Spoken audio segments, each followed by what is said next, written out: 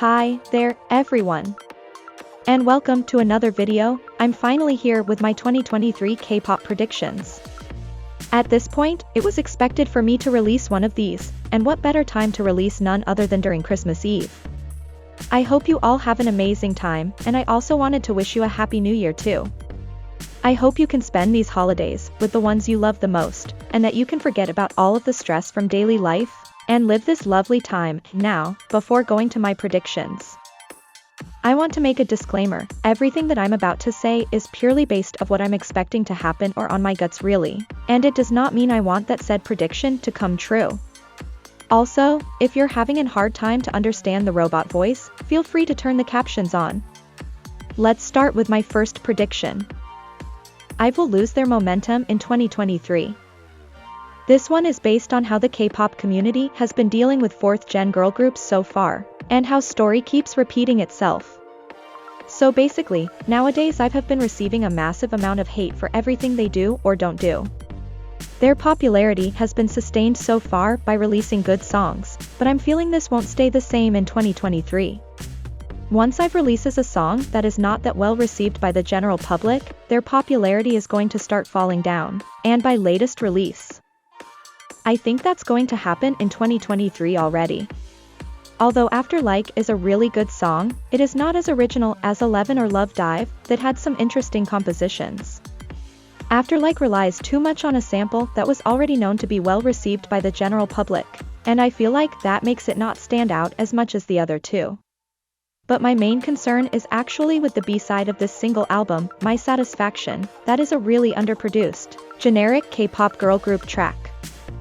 It brings nothing new to the table, and is actually quite underwhelming, considering that's the only B-side we got in this comeback, and it's not like IVE have released many songs at this point.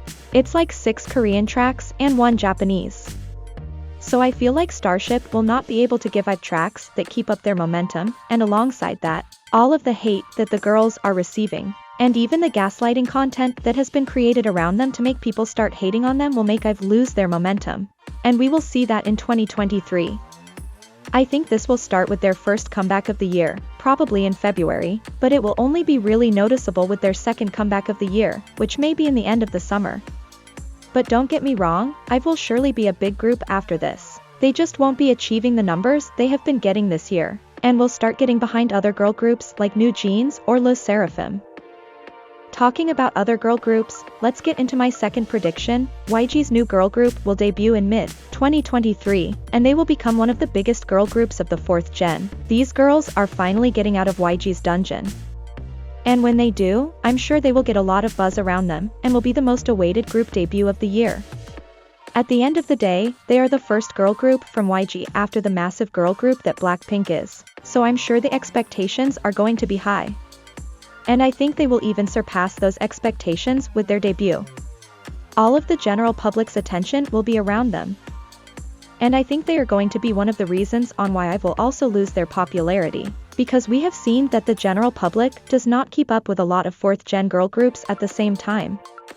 They will probably only have their first comeback in 2024, but I think their impact is going to be so big that this new girl group won't even need a first comeback to cement their positions as one of the biggest girl groups of the 4th gen.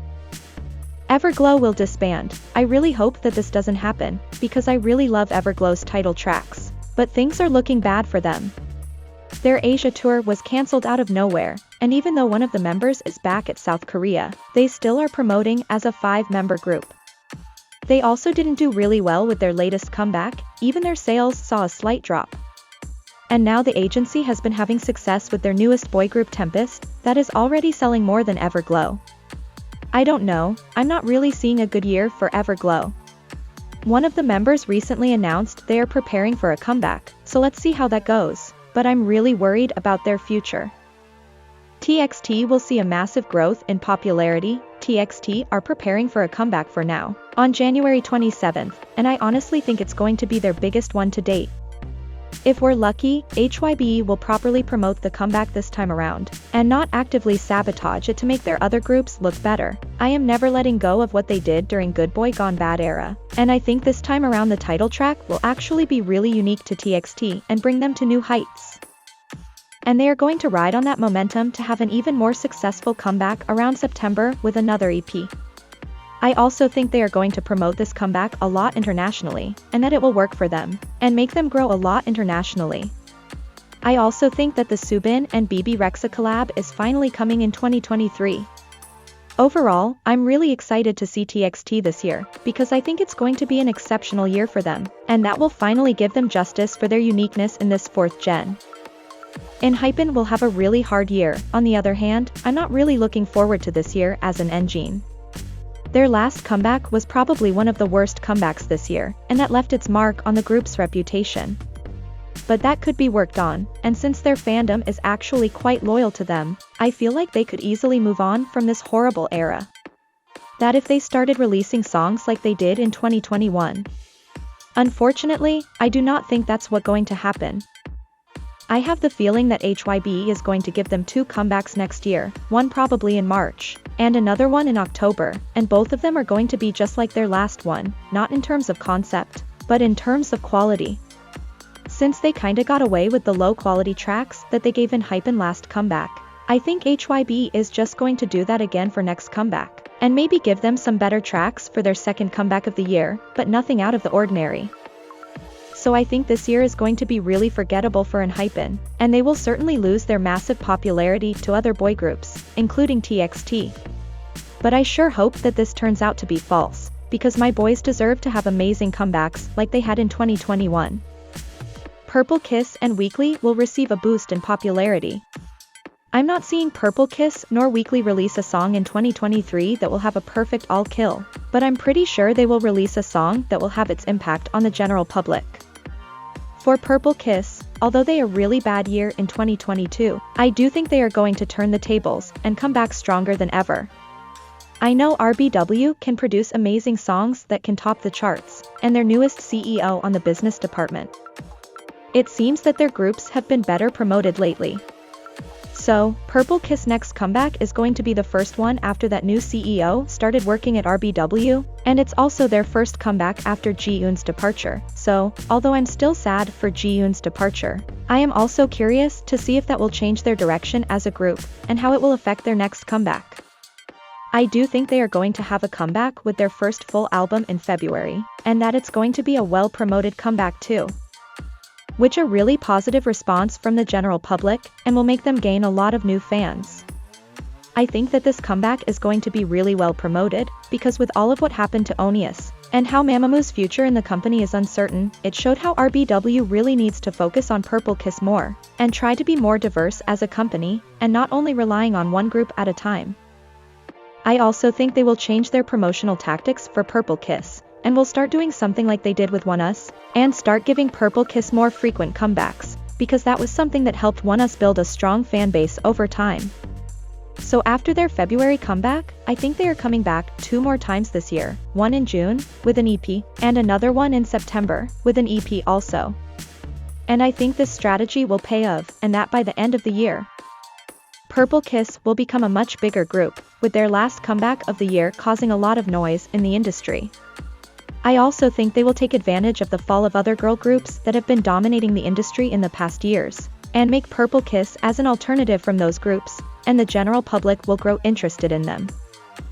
For Weekly, I think they might also see a big jump of popularity, after the horrible year they also had, and with the release of 2 successful comebacks they will draw a lot of attention from the general public, and become another big 4th gen girl group. But I don't think any of their 2 releases will have the popularity that After School had. Blackpink will disband in 2023, I sure hope this doesn't happen, but honestly, I have been thinking about this a lot lately.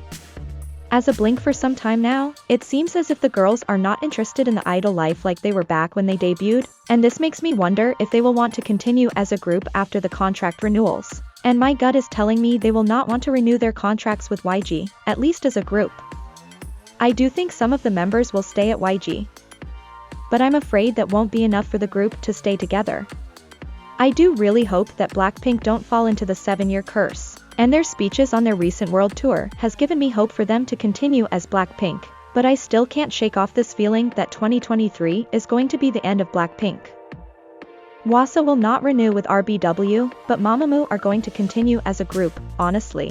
RBW has been doing nothing to keep their biggest moneymaker in the company, they have been barely promoting Wasa. And in her first solo comeback after the renewal, they made her have a rushed, badly promoted comeback. They didn't even promote properly her collab with Loco more recently. They might have let her have her own TV show, yes, that's true, but I don't think it's going to be enough for Wasa to renew with RBW. However, I know for a fact that these women love way too much each other and what they do to just disband, so I'm sure if Wasa leaves, she will still be part of the group. Ween's deal with RBW is also coming to an end in December 2023, but I feel like that won't impact Mamamoo that much, because at that point, Wasa will be out of RBW, and I also doubt that Solar and Moonbyul will renew their contracts in January 2024. But due to all of this, we might not see anything from Mamamoo as a group this year. And we will only have solo or subunit stuff from them. But I must say that my theory will completely go down the drain if Wasa's next solo comeback is well promoted, because I feel like that would make her renew her contract with RBW, and maybe RBW will really learn their lesson, and also treat Solar and Moonbyul well, and make them stay at the company in 2024 too. In terms of solos though, I think this year is going to be really good for them, because I feel like each member of Mamamoo will have their biggest solo release yet, with the exception of Wasa, because Maria was just way too popular to be surpassed, but Wasa's solo is also going to do really well. I particularly think it's going to be a big year for Ween, and that she will have two big comebacks, and for Solar, with Solar having a semi-viral release towards the end of the year. Luna will disband, I mean, do I even need to explain this? There is no way they will continue with the agency, and there will be no way their company will let them continue under the name Luna, or promoting their songs released under Luna. I don't think they will all keep promoting together too, some of them will go on their individual paths. Girl groups are dominating 2023, what can I say, they have dominated 2022, and they will keep dominating 2023. I especially feel like New Jeans, LE SSERAFIM, YG's new girl group and HYBE's upcoming girl group will be the main focus of the year. But 2023 is not going to be a year so focused on girl groups like 2022, which leads me to my next prediction. Boy groups will see a rise in popularity in 2023. I feel like in 2023 there are going to be boy groups debuting from big agencies that are going to bring something new to the table, and also a new perception of boy groups by the general public. HYBE is debuting a new boy group, and also JYP, and that alone will people feel like boy groups had a more important role in 2023 than what happened in 2022, where we barely had boy groups debuting. I also think that Boys Planet will do much better than Girls Planet. And the group debuting from this show will have more success than Kepler, and will be able to maintain that success. There is also the possibility of NCT having a new subunit, which will probably do extremely well, and Pleatus' new boy group might also do really well. Not only that, other 4th gen groups like TXT, CIX and Treasure will start making changes in the music that the 4th gen boy groups have been giving us, and that will also make people like boy group releases a lot more. Overall, the girl groups will still dominate 2023 completely, but I feel like many boy groups will start building the ground for a 2024 with a resurgence of boy groups, and a likely downfall of girl groups, because boy groups have a more consistent support than girl groups, and that will make a play in the long run. Also, just as a side note, my bet for the Dispatch's couple reveal of 2023, if there is one, because, you know, Dispatch let us down in 2022, I'm sure it will be one between two 4th gen groups. I think it will be a member of either IVE, G-Idol or mix with a member of Treasure, Stray Kids or AB6. Before ending this video, you might have noticed I didn't mention ONEUS. Well, that's because I'm not really sure what to say about them. After all of what happened, I feel like it's hard for me to try and predict something, especially because there are issues that still need to be resolved. But I can say that I think ONEUS are going to do well in 2023 either way things turn out to be. I do think that RBW will try to push their comeback the furthest possible though. This will probably be most time we will ever be waiting for a ONEUS comeback. And I think we might expect a late April or May comeback with an EP, which I know isn't that late, but it will be a 7 or 8 month wait, and they never had more than 6 months between comebacks. So although I wanted to mention ONEUS when I mentioned 4th gen boy groups that will mark a change in 2023, their situation is really uncertain for me to have an opinion, and I am still digesting all of what happened, so I prefer not doing a deep prediction on their future for now. Also, stay strong to Moons. I'm sure 2023 will smile upon us and give us a lot of happy moments. So, this is it for this video. I hope you all enjoyed these predictions, and please feel free to leave your owns in the comments section. Sorry if the video is shorter than usual, but I didn't really have that much time to make it, so I had to rush it. If you want my predictions for groups that weren't mentioned here, feel free to ask me in the comments section, and I will make sure to reply to it. And once again, I wish you all a really happy Christmas, and a great 2023. See you all next video.